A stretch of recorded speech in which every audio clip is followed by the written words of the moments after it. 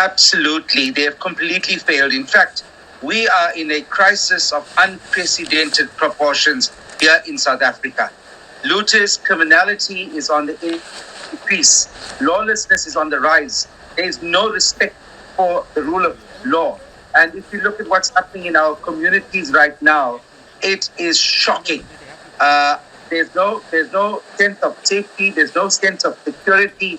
Our people, our communities, are taking it upon themselves to protect their lives and to protect their property. Our shopping malls have been burnt to the ground. And all of this, the country has intelligence. The intelligence should have reported when former President Jacob Zuma was going to be arrested, that this would have been the repercussions. And we are in the middle of a COVID pandemic right now that is ravaging our country. If you look at our towns, areas like Isipingo, Chatsworth, Phoenix, residents are awake 24 hours.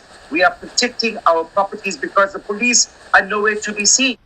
Only today, remember in South Africa, over 55% of our population are living below the poverty line. That is in terms of statistics from Stats SA. And what exacerbated the position is the fact that over 400 days now, we have been in lockdown. People have been out of a job. So here was an opportunity where people, what started off as a campaign to free Zuma has turned out to be a campaign that has been hijacked by people who are hungry, people who are angry, and people who are simply looking to get a meal. That's the recipe that we have to create such mayhem in our country. In terms of the COVID figures, we have close to 20,000 new cases every day. Recently, just over 400 people have died daily from COVID-19. Our vaccination program is far behind in this country. Yeah, okay. Right now, we are left basically helpless, and we're looking even to the international community to step in and help us and save us, okay, and save our people from the mayhem and the destruction that is following this lawlessness that is ravaging our country. This is the problem. The ANC is not in charge. The ANC is so divided right now. You have two factions within the ANC. You've got Ramaphosa, who has no control of the ANC nor of the country. So he basically, he has got his hands tied up himself.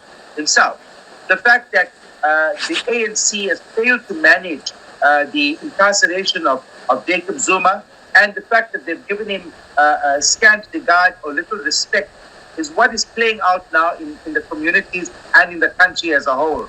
They have underestimated the kind of support that Jacob Zuma has in the country, and he's in prison today not because of corruption or any other sort of skullduggery. He's in there because he failed to appear before court. And that is a matter which could have been negotiated and discussed. He, of course, has got his own legal opinion, but in the main, it was simply saying that he had one or two conditions that needed to be met, which I thought the president could have managed. And if he did that, we would not have been in this predicament that we find ourselves in today. They know it, but they're obviously not going to admit it. Those of us who are here in the country, those of us who are involved even in the ANC, and we know what's going on inside, we know for sure that the ANC itself needs to get its own act together. They are completely leaderless right now. Their own internal divisions is spilling onto civilians and those who are not even politically inclined. And that is one of the reasons why we find our country is burning right now. All right. So for the ANC has to take responsibility for what is going on. I mean, look at these visuals. This is real. It is happening right on our doorsteps.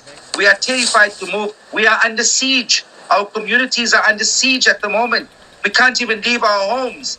In fact, in the next few days, there will be no food because all our shops have been looted. You can't get bread, basic necessities like bread and milk and so on. The same looters are going to be starving shortly. And they're not going to go into the malls, what we foresee. They're going to start moving into residential properties and start looting there as well. We've created a recipe now where people who are in need, desperately hungry, they found an easy way to meet their needs, to loot, to rob, and to steal.